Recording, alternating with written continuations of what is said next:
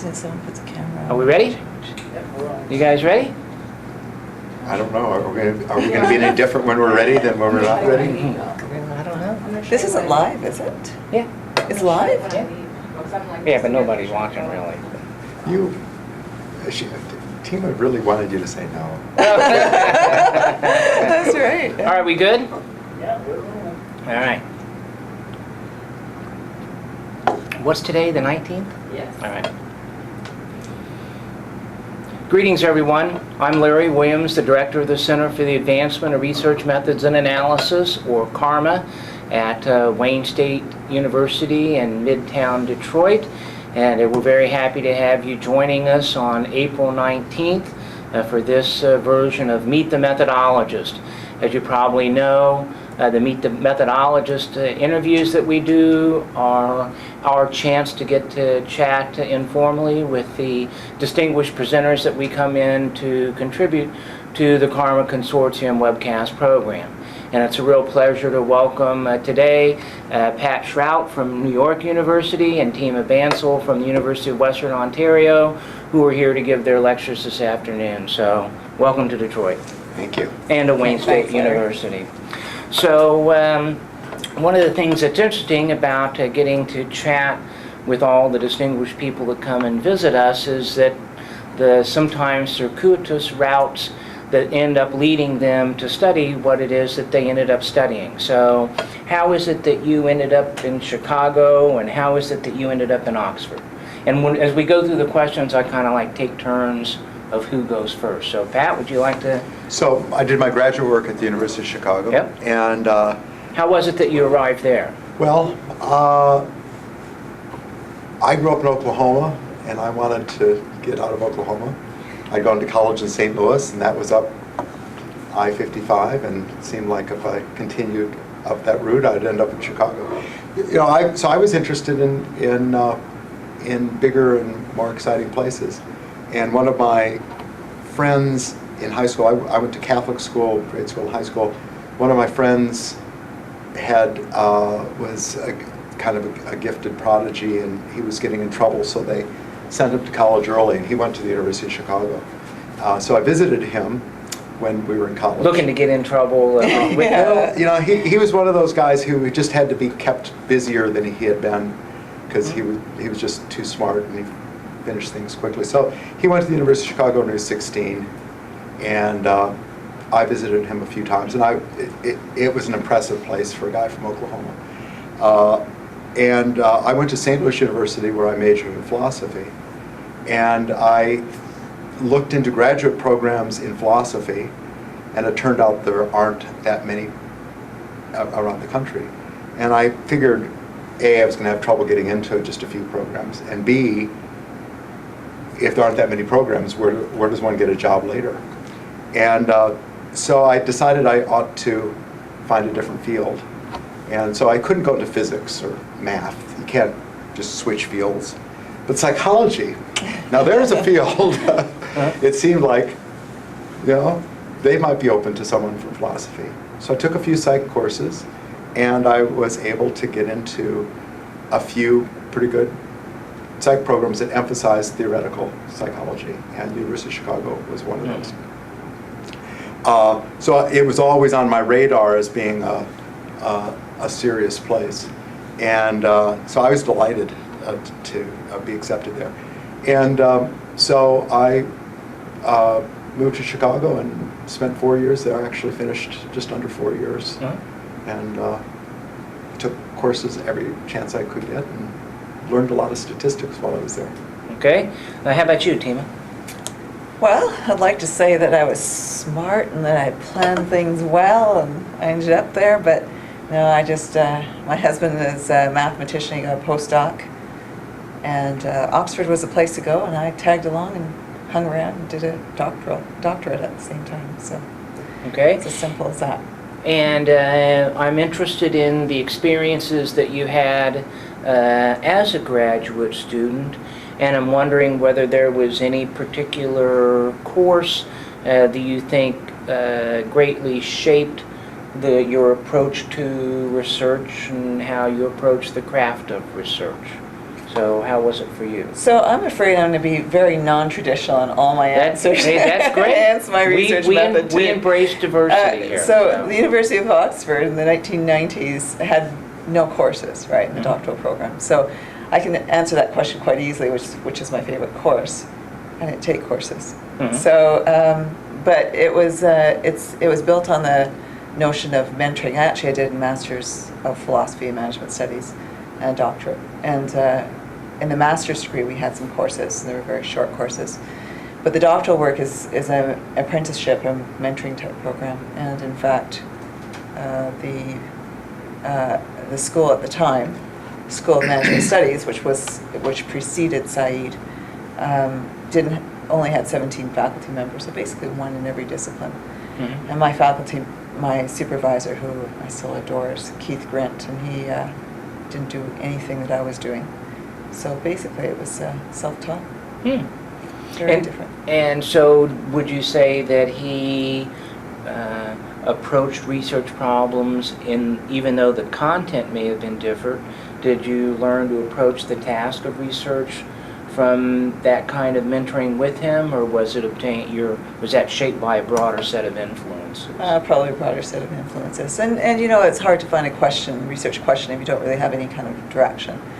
And so it's just about knowing the literature, reading the literature. And I think one thing that was really quite instrumental in what I did was I talked to a lot of people from practice and said, so tell me what you think are the big questions that you want to have answered. And in fact, I still use that approach in a lot of what I do, because I think that it's we need to be grounded in important questions and not just draw from the literature. So where I got my inspiration was from practice and its intersection with research. Okay. How about with you, Pat? Well, I can't think of a single course that turned me around, but I'd been a philosophy major. I went to a psychology department, a good psychology department, and I felt like I had been one of those kids whose parents didn't let them eat sweets, and then I was locked into a candy store at night. I was like, wow, should I start with the chocolates or should I have the tarts? And it was really exciting for me. So the most memorable courses would be I took animal behavior with Eckhart Hess, and I became an ethologist. And my first paper was on imprinting with Japanese quail. I also did pupilometrics with him, where we studied sympathetic nervous system responses to stimuli. I took in methodology. I took courses from Darrell Bach, who is a well-known statistical psychologist, and I took all the courses I could that he taught. So he taught courses on multivariate statistics. He taught genetics, behavior genetics, and psychometric theory. I took item response theory from both Bach and Ben Wright, who's well known for his work on Roche modeling. I took philosophy of social sciences with Stephen Toulmin, and where we were stepping back and trying to say, how do people make inferences? I was interested in how people made knowledge claims, and I took a course from Bert Kohler on how to get information from 3-generation families, and this was a 10-week course. We were on a quarter system, and we had to go find a family where the grandmother, parents, and children were all in the same house, and then I talked to them about the themes using open-ended and fixed interviews, and then we had to transcribe and write a report. Well, I didn't know Chicago. I was from Oklahoma, so I found some family in the South Side that was willing to talk to me, and it turned out they were not necessarily as happy to have talked to me afterwards, because conflicts and stuff were revealed. So I just found it was. I took Leo Goodman taught courses on categorical data analysis. So I literally took courses every semester I could, because the catalog would come out and I go, wow, look at So you mentioned kind of the positive aspect of the transition from philosophy to psychology. Were there any particular challenges in making that transition? Well, I always assumed that I was a mistake, that they shouldn't have admitted me, and that I was the stupidest person in the class. And then I tried to compensate for that. How about with you? I didn't move from philosophy to psychology, so. No, just any particular challenges as a grad student in making that transition and developing as a scholar and as a researcher? Well, I think that when you work independently, there's a lot of uncertainty about who you are, or what you're doing, or if you're doing anything of value. So quite honestly, I came from an era in which the separation between the UK and the US, or North America, was quite dramatic. And so, and I knew that eventually, I'm Canadian, wanting to move back to Canada, to North America, that I wanted to target North America's scholarship, but I really didn't know much about it and didn't have any kind of mentoring around it. So it was really challenging. I think the challenges, though, weren't during the doctoral work, because Oxford is really an amazing place to hang out. And I would recommend it for anybody, because I think just the intellectual learning, just everything about it was fantastic. But then having to meet the rigor of North American journals when I first got out, that was tough. And then I was in qualitative methods on top of it, and there was very little knowledge. So it was after I got out that I think the real struggles happened. Mm-hmm. Was there any part of that transition into being a faculty member after being a graduate student that you thought, well, boy, this isn't the way I thought it was going to be at all? Getting rejected. I didn't think I'd be rejected quite as much as I was. Yeah, and I'm actually quite good at getting rejected now. But yeah, you know, I didn't think it was going to be as hard as it was. And but once you get over the hurdle and you get, if you persist, there's huge rewards for persistence here. So. Yeah. How about your transition from being a graduate student into being a faculty member in kind of the early stages of your career? Well, my first job was at Columbia in biostatistics, and before the interview I had to look up to see what biostatistics was. I knew what statistics was. And so I was the only person on the faculty who didn't even either have a PhD in biostatistics or mathematical statistics. And you know, I was probably foolish to take that job. You know, it was, I said I could do it, and I went there, and they were talking at lunch, you know, about theorems that were their bread and butter that I would write down on napkins and go home and look up to see what was going on. And so I always felt like I was just barely ahead of what I needed to do, but it was really exciting. Yeah. And I was 26 when I got that position, and a lot of the graduate students I was working with were my age or older, and I realized they laughed at my jokes, which was always a bad sign. You know, I was looking for a peer group, and the senior faculty were not, I didn't think that was going to be the case. So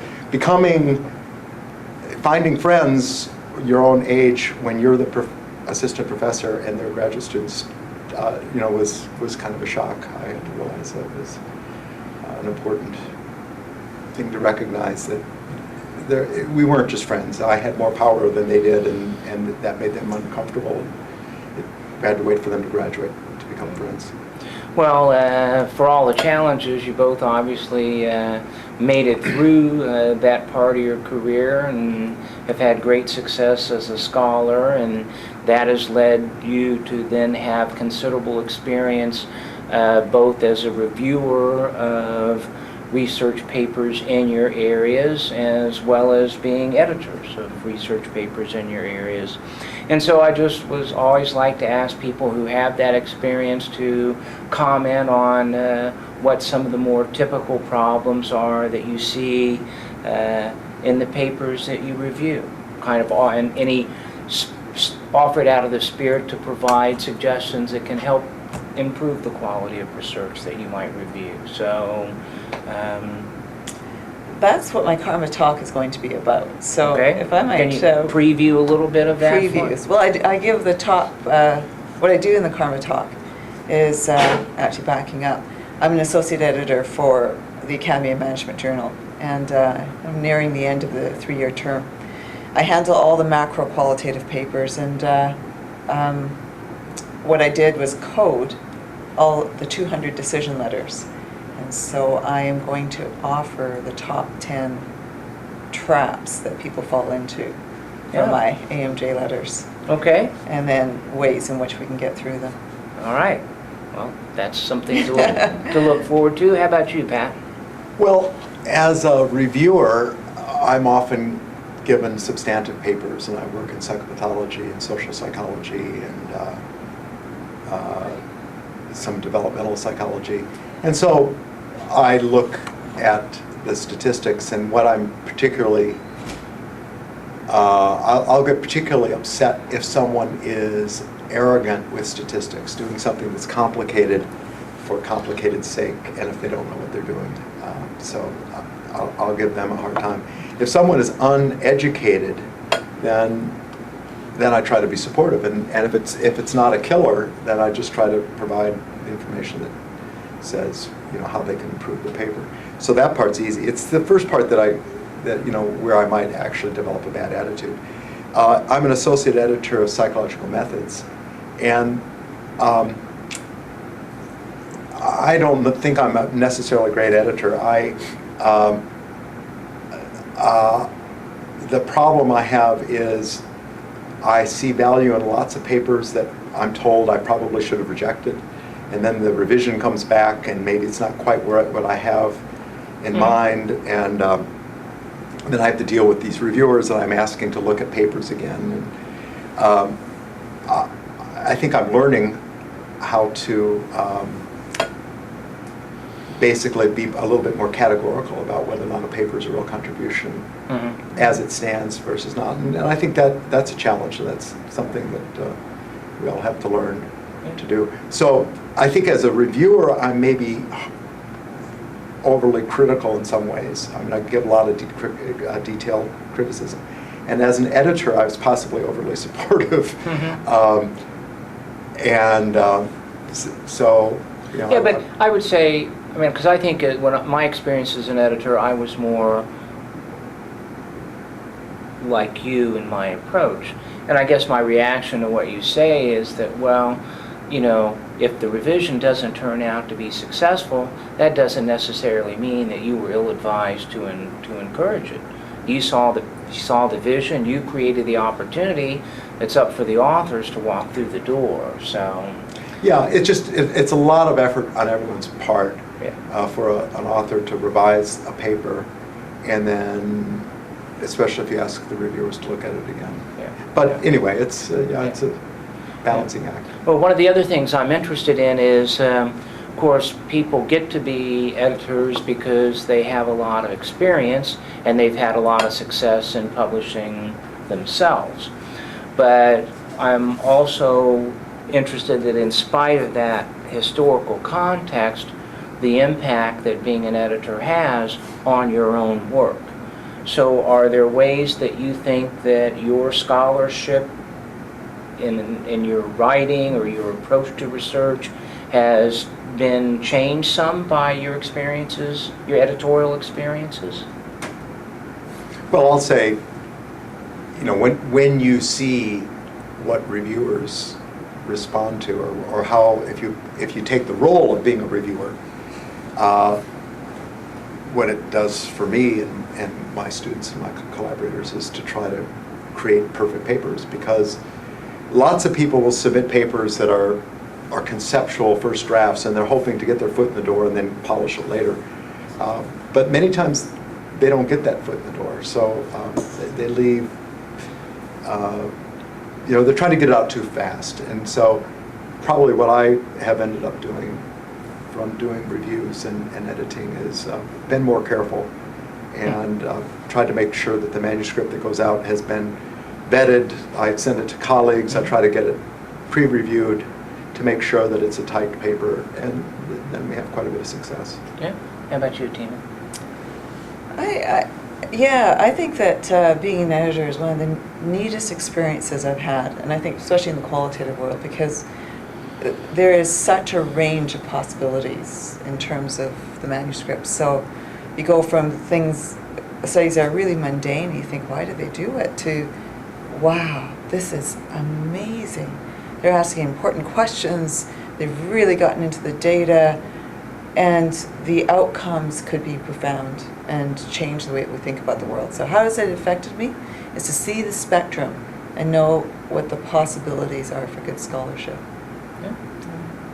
So another thing that I'm always interested in, like when I go to visit my colleagues, I enjoy taking a quick scan of their bookshelves or their desks to find out what types of resources that they're using.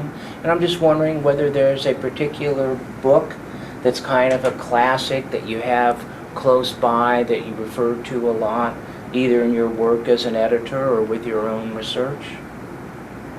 How about you? Want to go first? No, go ahead. Me? So once again, I think I'm going to be a little provocative there and say that I think qualitative work is really about good sense and just good understanding of what would inform your process, your scholarship. And so I don't have a book. I think that there's obviously the classics, Glaser and Strauss and Yin and Miles and Huberman, and then Strauss and Corbin more recently. But I'm not sure, though, that, beyond understanding the mechanics, that's what excites me now. I think it's about good writing. It's about, and so actually my learning comes from just everyday life. Mm-hmm. Right. How about you, Pat? Yeah, I have a bookshelf that's filled with books, and I don't think I could say which is my favorite. I do have one section on relationships, another section on psychopathology, another section on epidemiology, and then a huge section on statistics, and they go from mathematical statistics, basic references in matrix algebra or asymptotic proofs, down to very specific books on longitudinal methods or generalized estimating equations. And I love when students come in and there's a question, to be able to go pull out the right book Mm-hmm. for the question. And lots of times I trust the person who comes in, so many of my books walk and I forget. Since I trust so many people, I always forget who it is that I entrusted that book with. But Yeah. Well, and then in the areas that you work in, I'd like for you to just kind of pause and reflect, if you would, on things that you think the people who are studying the things that you are involved with, things that they do a particularly good job of investigating as compared to a particularly poor job of investigating. In other words, are there, for example, in your role as in psych methods, are there quantitative areas where you feel like, boy, we're making progress, but there's other areas where we're really lagging or missing the boat? And for you, it would be is related to the strategy and macro topics and how they're informed by qualitative methods. Do you want to go first? Or do you want all right, I'll go first. So one of the challenges, and I think this actually is related to both qualitative and quantitative research, is trying to understand how individual process works, how things work in relationships, how it works in organizations, and then how you generalize from that. And so, for example, fMRI work, people get lots of data about a single brain. It's expensive to collect that data, so they may only have 10 or 12 subjects. And the question I think that is most challenging is we're both making lots of progress about the individual brains, but we're having some trouble coming up with strong statements about what is generalizable. And I think the answer is going to be that there's some processes like, everybody here probably has 10 fingers. If you don't, you probably have an explanation for why you don't. There are lots of things that are universal, and if they're universal, if there's an explosion, we blink. Those kinds of things you can demonstrate with a small number of subjects. But for more subtle effects, we're going to need larger numbers of subjects. And if it's hard to collect the data, I think that's going to be a challenge that young people are going to have to figure out, to both qualify what it is that we know, and then figure out how to move forward. So this question about how many subjects you need, and then how many time points you have within a person or organization, whatever it is. I think those are some of we made progress, and we also have a long way to go. Yeah. How about in your case? I'm a strong advocate for qualitative work. And so imagine, I feel that we haven't even scratched the surface of the possibilities. There's a lot of things that we are studying that we need to study differently. And so even big strategy concepts and quantitative work tends to be quite common in strategy. But are we even asking the right questions, right? So what is leadership? How do boards work? Even how are management decisions made, CEO decisions made? That's pretty mainstream. And I think that we need to start to challenge that with qualitative work. But I would go so far as to say that there are so many questions that we aren't asking, that we should be asking. And I think that the world is changing so rapidly right now. Qualitative work allows us to start to ask the right questions. So are the new organizational forms that are emerging? How are the big social and environmental issues that are out there? How do we deal with climate change? Or how do we deal with issues of poverty? Look at what's happening just worldwide, that we have new markets opening up. We don't even know anything about some of those markets. They haven't entered our journals yet. So, and quantitative work isn't the way to do cross-cultural studies many times. I think qualitative work, we're just seeing the beginning of it. Where I think, if I was to say, it's we have focused on a small slice of qualitative work as well. And this is the emphasis on interviews. I do interviews as well, so I recognize the value of them. But I think that we're overplaying that to some extent. There's so much data out there, and it's just observational data. And it's if we can get really great observational data or video data or even social media data, there's data everywhere in what we do. I'd really like us to push the boundaries so we get to see phenomena in new ways. Yeah. So you both also, as a result of the way your careers have progressed, undoubtedly spend a lot of time with doctoral students. And so I kind of always like to ask, what particular advice would you give to doctoral students like the ones joining us today, in terms of something that will help them have success in their career? What comes to mind for you? It's teams talk. Wow. So, there's advice all over the place. I think, in fact, it might be an overabundance of advice for doctoral students. And so it's hard to really make it short and pithy. But I think that what people mistake as success is how smart you are or how quickly you publish. I think that there's a different type of success, and that's based on true curiosity. And I love your comments about the courses and the kid in the candy shop. If you are really excited about your work and you persist with it, that's when you're going to get the truly novel insights. And I say this enough, probably, or too much, that we're in an honorable profession. What we do is truly a privilege. And I think that we need to use it in a way that asks big questions and provides answers, and isn't just trying to play the publishing game. If you ask a big question and you try to really answer it, you will make an impact. That's what should be driving us. How about you, Ben? Well, I can't disagree with what Tima said. My own bias with my graduate students, and I'm in a social psychology program at NYU, and we don't have a quantitative program, but I try to get all of our social psychology students to leave knowing a little bit more quantitative methods than everyone else out there. And I can completely agree with Tima that qualitative may ultimately be more useful. I didn't say that. Well, I mean, but there's a huge frontier. But the quantitative techniques is often an empowerment issue. And if you know the quantitative stuff, if someone comes in and they start asking you questions and you can answer in a coherent way, then you get empowered in ways that are interesting. So when I was at a medical center, when I was at Columbia's Medical Center, people would introduce me and say, well, Pat's a quantitative psychologist. And they go, oh, he's not a psychologist, he's a statistician.